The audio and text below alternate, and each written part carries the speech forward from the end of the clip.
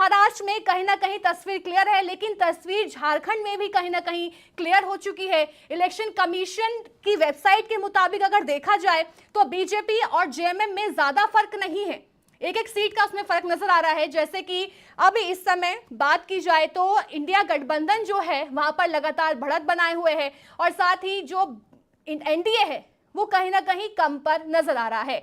अब मुद्दे की बात की जाए, जिस तरह से हमने देखा था कि जो नारा था सीएम योगी का, आगरा से लेके वो महाराष्ट्र गया, फिर झारखंड गया, लेकिन झारखंड में सीएम योगी का नारा बटेंगे तो कटेंगे कहीं ना कहीं सफल नहीं हो पाया। अमित शाह, असम के सीएम हेमंत बिस्व शर्मा काफी आक्रामक घुसपैठियों को लेकर नजर आए, लेकिन घुसपैठियों का मुद्दा कहीं ना कहीं बीजेपी के लिए फेल साबित होता नजर आया। लेकिन अगर बात करें इसी साल की, जब ईडी ने हेमंत सोरेन को गिरफ्तार किया था, कयास लगाए जा रहे थे कि इस मुद्दे को बीजेपी झारखंड में चुनावी मुद्दा बना सकती है और जीत हासिल कर सकती है, लेकिन बीजेपी उसमें भी फेल हो गई। जब हेमंत सोरेन जेल गए, चंपई सोरेन को सीएम बनाया गया, उन्होंने पूरी बागडोर संभाली, लेकिन जैसे हेमंत सोरेन जेल से बाहर आए, चंपई सोरेन ने राज्यपाल को इस्तीफा सौंप दिया और उसके बाद दोबारा से हेमंत सोरेन सत्ता पर काबिज हो गए, मुख्यमंत्री बना दिए गए। लेकिन कहीं ना कहीं इस बात को लेकर कयास लगाए जा रहे थे कि चंपई सोरेन ने जेएमएम इसलिए छोड़ी क्योंकि वो इस बात से नाराज थे और उन्होंने बीजेपी ज्वाइन कर ली। कहा जा रहा था कि चंपई सोरेन बीजेपी के लिए एक अच्छा साबित हो सकते हैं चीज कि वो अब बीजेपी को जीत ला सकते हैं, क्योंकि जेएमएम से पूरा वोट बैंक बीजेपी में जा सकता था, लेकिन ऐसा नहीं हुआ। हालांकि चंपई सोरेन जो हैं वो लगातार बढ़त बनाए हुए हैं बीजेपी से, लेकिन अगर एनडीए की बात की जाए, एनडीए को जीत नहीं दिला सकते हैं, लेकिन तस्वीर जो है शाम को ही क्लियर होगी। अभी रुझान है, देखना होगा कि एनडीए या फिर इंडिया गठबंधन, हालांकि रुझानों में लगातार इंडिया गठबंधन बढ़त बनाए हुए है। अगर इस समय झारखंड की बात करें, 81 सीट है, 81 में से इंडिया गठबंधन लगातार 50 पर बना हुआ है रुझानों में, यानी पिछली बार से 2 सीटें ज्यादा देखी जा रही हैं। और साथ ही अगर एनडीए की बात करें तो इस समय रुझानों में वो 30 सीटों पर है, और पिछले मुकाबले की बात करें तो वो 3 सीटें ज्यादा है, यानी कि कहीं ना कहीं एनडीए को नुकसान तो हुआ है, लेकिन 3 सीटों का उसे फायदा भी हुआ है। और अगर यूपी बाय इलेक्शंस की बात की जाए, 9 सीटों पर बाय इलेक्शंस थे। पिछले बार 9 सीटों में से 5 सीटों पर सपा थी और खाली 4 सीटों पर बीजेपी, लेकिन इस बार कुछ पासा पलटा हुआ नजर आ रहा है, क्योंकि 6 सीटों पर इस बार बीजेपी काबिज हो गई है और 3 सीटों पर सपा सिमट कर रह गई है। हालांकि ये काफी चैलेंजिंग था सब बीजेपी के लिए कि सपा की सीटों को कैसे कब्जाया जाए, लेकिन सीएम योगी के नारे ने पूरे देश में ऐसा जादू कर दिया है कि महाराष्ट्र से लेके यूपी में उन्होंने जीत दर्ज कर ली है। लेकिन देखना होगा क्या इसी नारे के सहारे अब बीजेपी आगे बढ़ती है या फिर महाराष्ट्र, झारखंड और यूपी के बाय इलेक्शन तक ही ये नारा सीमित रह जाता है। लेकिन अब देखिए यहाँ पर सीएम की रेस को लेकर बातें शुरू हो गई हैं। महाराष्ट्र में बम्पर जीत के बाद फडणवीस का पोस्ट भी सामने आया है। खुद अमित शाह ने देवेंद्र फडणवीस से बात की है।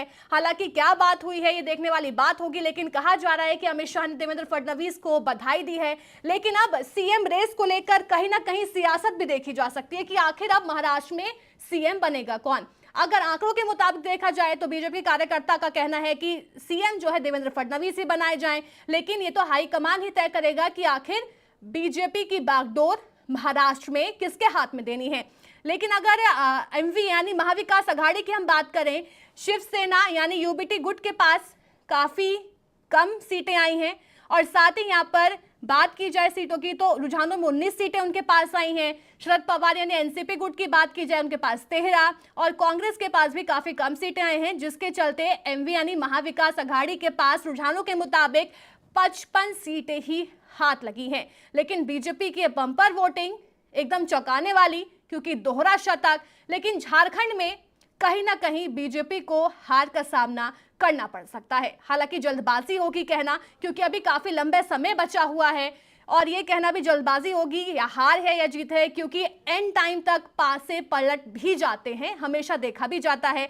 लेकिन एग्जिट पोल के मुताबिक महाराष्ट्र की बात की जाए तो जो एग्जिट पोल में महाराष्ट्र में सीटें दिखाई गई थी 145, 160, लेकिन उसको भी तोड़कर अब बीजेपी जो है यानी महायुति जो है वो आगे निकल गई है, 221 का आंकड़ा पार कर चुकी है। अब इसी को लेकर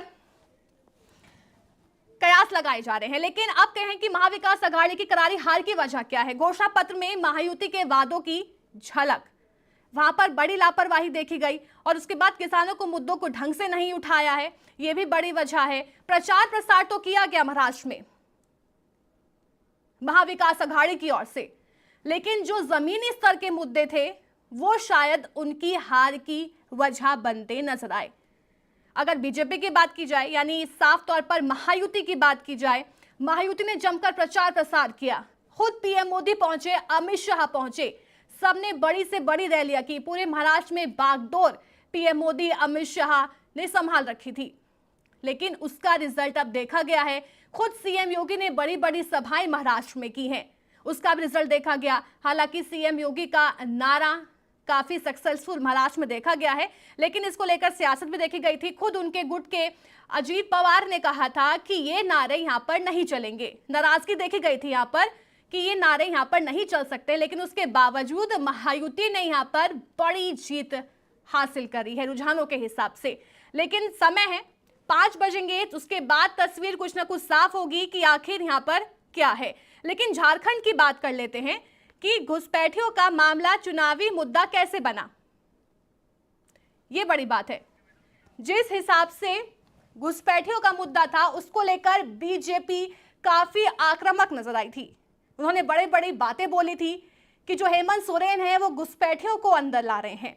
लेकिन इसके जवाब में हेमंत सोरेन ने भी बड़ी बातें बोली कि अगर घुसपैठी आ रहे हैं तो वो सेंट्रल गवर्नमेंट की बड़ी लापरवाही है, हमारी लापरवाही नहीं है। उन्होंने बोला था अमित शाह ने कि उन आधार कार्ड बनवा रहे हैं, उसके बदले भी जमकर हेमंत सोरेन ने निशाना साधा था उन पर। लेकिन ये बड़ी बातें हैं। नरेंद्र मोदी भी यहाँ पर, पीएम नरेंद्र मोदी भी झारखंड में नजर आए, बड़ी रैली की। लेकिन कहीं ना कहीं एनडीए का जादू झारखंड में नहीं चला। जो हेमंत सोरेन हैं उनका जादू चला। उनकी बीवी कल्पना सोरेन लगातार बढ़त बनाए हुए हैं, लेकिन जेएमएम से अलग हुए चंपई सोरेन भी बढ़त बनाए हुए हैं। लेकिन चंपई सोरेन का फायदा अब बीजेपी को नहीं हुआ है और ना ही चंपई सोरेन के जाने से जेएमएम को बड़ा झटका लगा है, क्योंकि यहाँ पर चंपई सोरेन कहा जा रहा था कि बीजेपी को फायदा दिला सकते हैं, क्योंकि चंपई सोरेन एक बड़ा चेहरा थे झारखंड में, तो उनका वोट बैंक बीजेपी पर शिफ्ट हो सकता था। वो खुद तो जीत रहे हैं, लेकिन एनडीए को जिता पाएंगे नहीं, ये तो शाम 5 बजे तक ही क्लियर हो पाएगा। हालांकि यहाँ पर अब बयानबाजी भी शुरू हो गई है। यहाँ पर अब देखा जाएगा, सीएम की रेस में बड़ी बड़ी दावेदारी भी देखी जाएंगी। देखना होगा कि अब शिवसेना यानी शिंदे गुट से सीएम बनते हैं, यानी एकनाथ शिंदे दोबारा सीएम बनते हैं, या फिर देवेंद्र फडणवीस पर हाईकमान ठप्पा लगाता है। ये तो देखने वाली बात होंगी, बात की बातें हैं। लेकिन आज से ही कार्यकर्ताओं में देवेंद्र फडणवीस को लेकर और उन्हें सीएम बनाने को लेकर चर्चा भी तेज हो गई है। खुद जैसा कि अभी हमने बताया कि अमित शाह ने फोन पर बात की है, पीएम मोदी शाम को संबोधित करेंगे, लेकिन ये हाईकमान तय करेगा कि आखिर सीएम महाराष्ट्र में किसको बनाना है। लेकिन अभी थोड़ी देर पहले संजय राउत ने प्रेस कॉन्फ्रेंस की थी। जाहिर है हर बार की तरह होता है कि जब भी कोई विपक्षी हारती है पार्टी तो हमेशा ईवीएम पर ठीकरा फोड़ा जाता है, कहा जाता है कि उन्होंने गड़बड़ी की है। और कुछ ऐसा ही बयान संजय राउत की ओर से दिया गया। उन्होंने कहा कि दबदबा था, इतने वोटों से महायुति नहीं जीत सकती है, कुछ तो गड़बड़ है। यानी हमेशा की तरह इस बार विपक्ष ने ईवीएम और साथ ही महायुति पर जमकर आरोप लगाए। लेकिन ये तो जनता का भरोसा है कि 227 पर यहां पर महायुति आकर अटक गई है। हालांकि 221, 222 ये आंकड़ा ऊपर नीचे होगा अभी, क्योंकि 228 सीटें हैं। लेकिन अदर की बात की जाए, अदर के खाते में भी 12 सीटें हैं। एमवी यानी एनडीए इंडिया गठबंधन जो है इस समय 55 पर अटका हुआ है। जैसा कि हमने बताया, सुबह उसने 90 क्रॉस कर लिया था। कुछ लगा रहा था कि बैलेंस होगा, लेकिन वो बैलेंस नहीं हुआ है। महायुति अब लगातार बढ़त बनाए हुए है। यहाँ पर हम आपको लगातार अपडेट भी दे रहे हैं झारखंड की बाई इलेक्शंस की, यहाँ पर कि यूपी बाई इलेक्शंस में किसके खाते में कितनी सीट आई, क्या क्या बड़े मुद्दे रहे, कहाँ कहाँ कांग्रेस से लापरवाही हुई।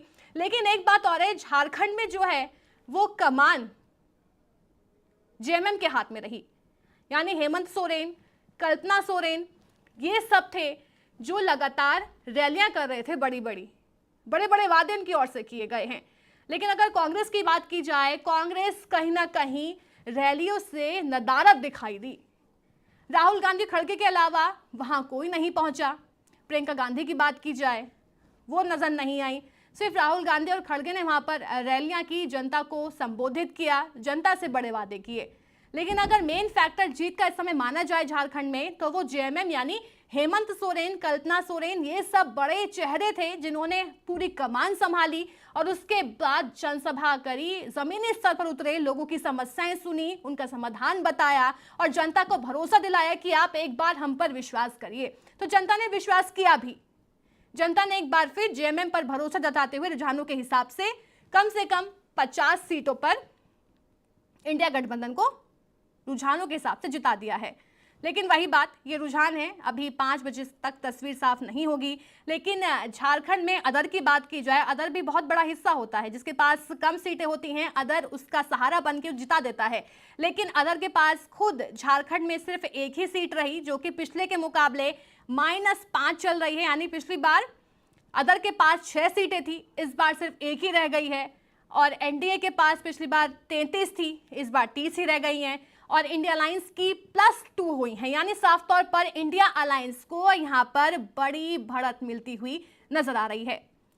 ये तय नहीं था जिसकी सीट होगी वही सीएम बनेगा। यहां भी लगातार बयानबाजी तेज हो गई। एकनाथ शिंदे की ओर से यहां पर बड़ा बयान आया है कि ये तय नहीं था कि जिसकी ज्यादा सीट होंगी वो सीएम बनेगा। देखिए यहां पर अब सीएम को लेकर चर्चाएं तेज होने लगी हैं कि आखिर अब सीएम बनेगा कौन। अभी तो 5 बजने में समय है, कौन जीता है कौन हारता है ये अभी तय नहीं है। लेकिन अभी से ही सीएम को लेकर चर्चा काफी तेज हो गई है। बीजेपी कार्यकर्ता अपनी बात बोल रहे हैं और साथ ही शिवसेना यानी एकनाथ शिंदे गुट के लोग अपनी बात बोल रहे हैं। वो कह रहे हैं कि एकनाथ शिंदे दोबारा सीएम बनने चाहिए, क्योंकि उन्होंने जमीनी स्तर पर मेहनत की है। उनके चेहरे पर ही महाराष्ट्र में चुनाव लड़ा गया, जिसकी वजह से आज महायुति एक बार फिर महाराष्ट्र में सत्ता बनाने की कोशिश कर रही है। लेकिन बीजेपी की ओर से ये कहना है कि जिसकी पार्टी में ज्यादा सीटें, जिसके खाते में ज्यादा सीटें जाएंगी, उसका ही सीएम बनना चाहिए। यानी आप साफ तौर पर सीएम रेस को लेकर अब शिवसेना, एकनाथ शिंदे गुट और बीजेपी आमने सामने आ सकती है। हालांकि ये सब फैसले हाईकमान के हाथ में ही हैं। हाईकमान ही तय करेगा कि किसको महाराष्ट्र की सत्ता की कुर्सी देनी होगी। लेकिन यहाँ पर अब सियासत देखने वाली हो सकती है। यहाँ पर सीएम को लेकर बड़े बड़े दावे, बड़े बड़े वादे, बड़ी बड़ी बयानबाजी सबकी ओर से की गई। यहाँ पर महाविकास अघाड़ी भी इन रिजल्ट से पहले दावा कर रहा था कि हमारी जीत होगी, लेकिन जीत तो किसी और की, कहीं खुशी तो कहीं गम वाला सीन यहाँ पर हो गया है कि झारखंड में इंडिया अलायंस जीत गया है, वहाँ खुशी, लेकिन यहाँ पर महाविकास अघाड़ी महाराष्ट्र में कहीं ना कहीं हारती हुई नजर आ रही है, तो वहाँ गम। तो यानी बैलेंस हो गया है इंडिया अलायंस के लिए, एक जगह हारना तो एक जगह जीतना। और ऐसे ही कुछ महायुति यानी एनडीए में भी कुछ ऐसा ही देखा जा रहा है, एक जगह जीती और दूसरी जगह हारी।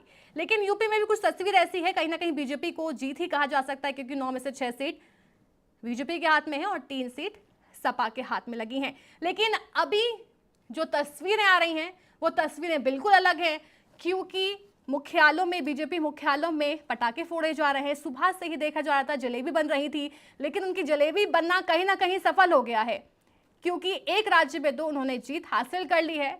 अगर उसकी बात की जाए यूपी की, तो यूपी में भी 6 सीटों पर सत्ता पर काबिज हो गई है। हालांकि 3 सीटें सपा के हाथ में गई हैं। लेकिन अब